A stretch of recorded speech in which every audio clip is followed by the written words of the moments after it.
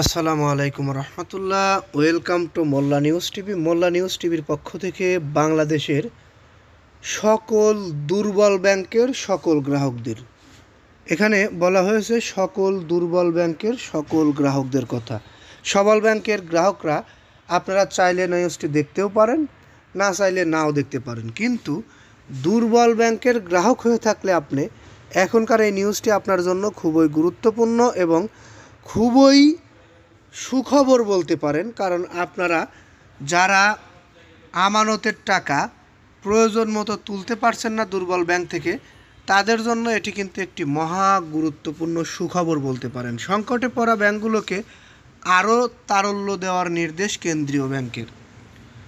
অর্থাৎ যে ব্যাংকগুলো এখনও গ্রাহকের টাকা দিতে পারছে না চাহিদা মতো, বা লেনদেনে সমস্যা হচ্ছে টাকার কারণে, তাদেরকে আরও তারল্য দেওয়ার সিদ্ধান্ত নিয়েছেন বাংলাদেশ ব্যাংক। যেসব ব্যাংক তারল্য সংকটে রয়েছে তাদের আরও সহায়তা দিতে অন্য ব্যাংকগুলোকে পরামর্শ দিয়েছেন বাংলাদেশ ব্যাংক। অতিরিক্ত তারল্য আছে এমন 17টি ব্যাংকের ব্যবস্থাপনা পরিচালক এমডি নিয়ে আয়োজিত এক সভায় কেন্দ্রীয় ব্যাংকের গভর্নর আহসান এইচ মনসুর এ পরামর্শ দেন। অর্থাৎ আমরা একটি বিষয়ে এখানে কনফার্ম হতে পারলাম যে বাংলাদেশে 17টি ব্যাংকে অতিরিক্ত তারল্য রয়েছে। এই নিউজের মাধ্যমে এই বিষয়টি কিন্তু আমরা ক্লিয়ার হতে পারলাম।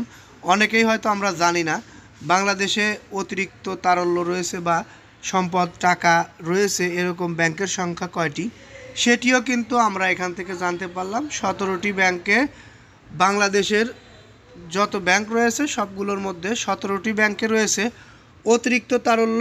এরা চাইলে যে কোনো ব্যাংককে তারল্য সহায়তা দিতে পারে। এদের মধ্যে রাষ্ট্রীয় মালিকানাধীন সোনালী, অগ্রণী, জনতা ও রূপালী ব্যাংকের পাশাপাশি বেসরকারি খাতের bank BRAC, Mutual Trust, City, Dhaka, Dutch Bangla, Eastern, Pubali, Prime, NCC, Mercantile, Premium, Jamuna ও সাউথ ইস্ট, এই সকল ব্যাংকগুলো কিন্তু আমাদের খুবই ভালো অবস্থানে রয়েছে। তাদের কাছ থেকে তারল্য সহায়তা নিচ্ছে আমাদের দুর্বল ব্যাংকগুলো। দুর্বল ব্যাংকগুলোর নামও আমি আপনাদেরকে বলছি এখানে। ফার্স্ট সিকিউরিটি ইউনিয়ন, গ্লোবাল ইসলামী ও সোশ্যাল ইসলামী ব্যাংক, এই সকল ব্যাংকগুলোকে তারল্য সহযোগিতা দেওয়ার বিষয়ে আমরা জানতে পেরেছি। এই সকল ব্যাংকগুলোকে অতিরিক্ত তারল্য দেওয়ার সিদ্ধান্ত নিয়েছেন সরকার বা বাংলাদেশ ব্যাংক।